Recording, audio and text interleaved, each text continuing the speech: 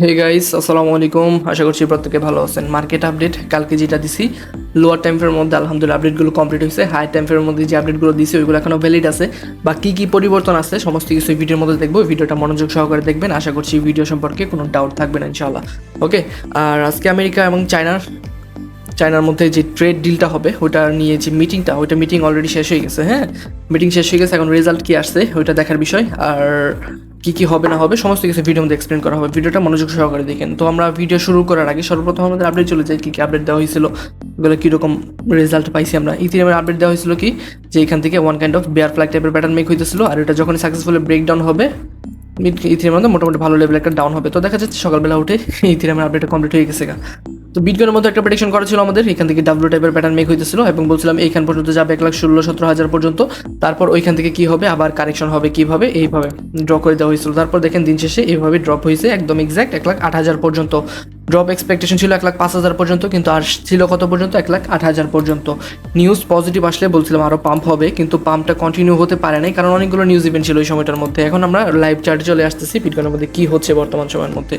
তো কালকে রেড কাট হয়েছে ভালো কথা, কিন্তু রেড কাটার থেকে সব থেকে ভালো বা সব থেকে পজিটিভ রিয়াকশন যেটা মার্কেট নেয় ওইটা হচ্ছে পাওয়েলের স্পিচের মধ্যে।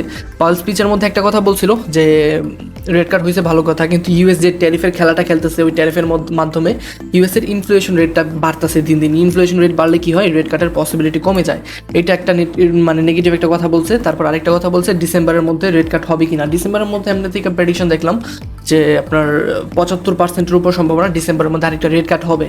কিন্তু পাওয়েল ওই দিন কালকে রাতে বলছে যে ডিসেম্বর অনেক দেরি আছে। ঠিক আছে, ডিসেম্বরের চিন্তা বাদ দেন, ডিসেম্বর দেরি আছে, ডিসেম্বর আসলে পরে দেখা যাবে রেড কার্ড যদি তখন প্রয়োজন পড়ে তখন রেড কার্ড করবো, এরকমভাবে একটা কথা বলছে, যার জন্য দেখা যাচ্ছিল মার্কেট হঠাৎ করে প্যানিকে পড়ে গেছে। আর আমাদের যে কারেকশন এক্সপেকটেশন ছিল ওটা তো অবশ্যই কোনো একটা নিউজ ইভেন্টের কারণে ওই কারেকশনটুকু হতে হবে, কারণ বিটকয়েনের মধ্যে তো মানে কোনো কারণ ছাড়া তো 5-6-7% কারেকশন হয় না, তাই না? তো বিটকয়েনের মধ্যে দেখা যাচ্ছে এই কারেকশনটুকু হচ্ছে, এটা আমাদের টেকনিক্যাল অ্যানালাইসিস অনুযায়ী এই পর্যন্ত আসা উচিত ছিল। তো নেক্সট আপডেট কি, নেক্সট আপডেট আমরা যাচ্ছি বিটকয়েনের মধ্যে। দেখেন বর্তমান সময়ের মধ্যে বিটকয়েন যে জায়গার মধ্যে আছে এটা একটা পজিটিভ রিয়েকশন করতেছে। আজকে সকাল 7টার দিকে চায়না আমেরিকার যে ট্রেড ডিলটা হয়েছে বা কথাবার্তা হয়েছে ওইটা সকাল 7টার মধ্যে, বাংলাদেশের সময় সকাল 7টার মধ্যে, বা ওই মিটিংটা হয়েছে মূলত দক্ষিণ কোরিয়ার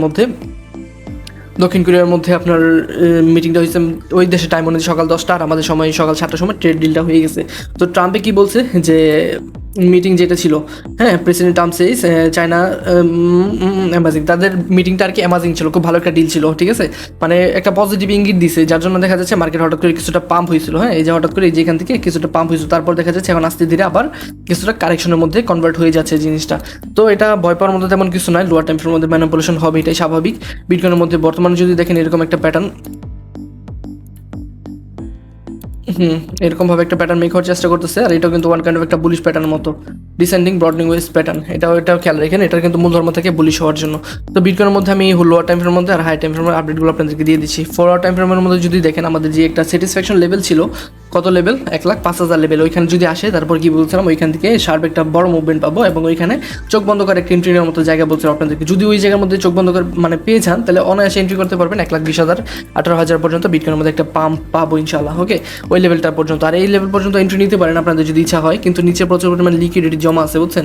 এই লিকুইডিটি নেওয়ার জন্য যদি একটা উইক মেরে আবার দেখবেন উপরে ক্লোজিং হবে। ঠিক আছে, তো বর্তমান সময় আস্তে ধীরে আপনারা এন্ট্রি করতে পারেন। এইখান থেকে পাম্পের পসিবিলিটি সব থেকে বর্তমান সময়ের মধ্যে বেশি থাকবো। হয়তো বা এখান থেকে পাম্প করবো এইভাবে, হয়তো আর একটু নিচে আসবো, এখান থেকে এই পর্যন্ত নিচে আসবো, লিকুইডিটি নিবো, তারপর আবার এখান থেকে বড় পাম্প করবো। তো এখান থেকে কারেকশন বড় কোনো কারেকশন হবে না, কারণ ডোমিনেন্স এই জায়গার মধ্যে বিটকয়েনকে সাপোর্ট দিচ্ছে। কেন বলতেছি, ডোমিনেন্সের মধ্যে চেক দিয়ে দেখেন ডোমিনেন্স চার্টটা। হ্যাঁ, ডোমিনেন্সের মধ্যে আপনাদেরকে শিওর একটা প্রেডিকশন করা ছিল। ডোমিনেন্সের মধ্যে দুইটা শিওর লেভেল বলে দিয়েছিলাম কালকে আপনাদেরকে, টেলিগ্রাম চ্যানেলের বিষয়টা বলছিলাম যে কোথায় আসলে আপনারা এন্ট্রি করবেন। হ্যাঁ, ডোমিনেন্সের আপডেটটা কোথায় এই তো ডোমিনেন্স আপডেটের মধ্যে বলা হয়েছিল যখন এই লেভেলটা নিচে আসে তারপর সেফ এন্ট্রি করতে, তা না হলে কী করবো, মার্কেট ট্র্যাপ করলে কী হইব, অলকয়েনগুলো যে এখান থেকে র্যালি শুরু করছিল ওই জায়গায় চলে যাবে।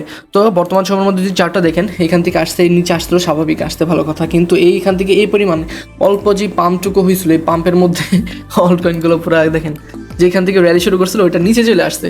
এই জন্য বলছিলাম যে ফান্ডটাকে সেফ রাখা সব থেকে বেশি ইম্পর্টেন্ট ক্রিপ্টো মার্কেটের মধ্যে। সবসময় যে ট্রেডিং করতে পড়ে যান আপনারা, ফান্ডটাকে সেফ রাখবেন, এটাই হচ্ছে মূল উদ্দেশ্য থাকা উচিত আপনাদেরকে। সবসময় ট্রেডিং তো করতেই পারবেন, মার্কেট পজিটিভ থাকলে সবসময় ট্রেডিং করা যায়, কিন্তু এরকম যখন কনফিউজিং জোন থাকে ওই সময়টার মধ্যে ট্রেডিং করাটা ভাই অনেকটুকু রিস্ক হয়ে যায়, বুঝছেন? তো এইগুলোর প্রতি আপনার ফোকাস রেখেন। আমি তো শুধু শুধু আপনাদেরকে কথাটা বলি না, কথার পিছনে একটা যুক্তি সহকারে কথা বলি, আর ওই যুক্তিগুলো এটা যে এখান থেকে বলছিলাম যে এই ডোমিনান্স যে ক্র্যাশটুকু হইতেছিল এটা দেখে কিন্তু অনেকে প্যানিক হয়ে গেছিলো যে ভাই এন্ট্রি করে ফেলি, অনেক ইনবক্স করছিল। কিন্তু কালকে লাইভ ক্লাসে বুঝাইছি যে এটা নিচে না আসা পর্যন্ত 59.25 লেভেলের নিচে না আসা পর্যন্ত সেফ কোনো এন্ট্রি হবে না আমাদের, কারণ এই জায়গার মধ্যে কী হবে, প্রচুর পরিমাণ ম্যানিপুলেশন হবে। তো বর্তমান সময় দেখেন এই ম্যানিপুলেশনটা বিকল্প কিছু হইতেছে না, আলকয়েন যেখান থেকে র্যালি শুরু করছিল ওর নিচে চলে আসছে। ওকে, এই আর কি অবস্থা, বুঝছেন?